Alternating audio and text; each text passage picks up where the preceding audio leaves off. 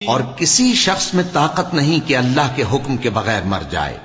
اس نے موت کا وقت مقرر کر کے لکھ رکھا ہے، اور جو شخص دنیا میں اپنے اعمال کا بدلہ چاہے اس کو ہم یہیں بدلہ دے دیں گے، اور جو آخرت میں طالب ثواب ہو اس کو وہاں اجر عطا کریں گے، اور ہم شکر گزاروں کو ان قریب بہت اچھا صلہ دیں گے. اور بہت سے نبی ہوئے ہیں جن کے ساتھ ہو کر اکثر اہل اللہ دشمنوں سے لڑے ہیں، تو جو مصیبتیں ان پر اللہ کی راہ میں واقع ہوئیں ان کے سبب انہوں نے نہ تو ہمت ہاری اور نہ بزدلی کی، نہ کافروں سے دبے. اور اللہ استقلال رکھنے والوں کو دوست رکھتا ہے. اور اس حالت میں ان کے منہ سے کوئی بات نکلتی تو یہی کہ اے پروردگار، ہمارے گناہ اور زیادتیاں جو ہم اپنے کاموں میں کرتے رہے ہیں معاف فرما، اور ہم کو ثابت قدم رکھ، اور کافروں پر فتح عنایت کر.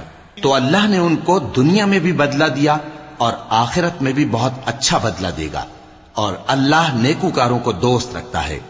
مومنوں، اگر تم کافروں کا کہا مان لوگے تو وہ تم کو الٹے پاؤں پھیر کر مرتد کر دیں گے، پھر تم بڑے خسارے میں پڑ جاؤ گے.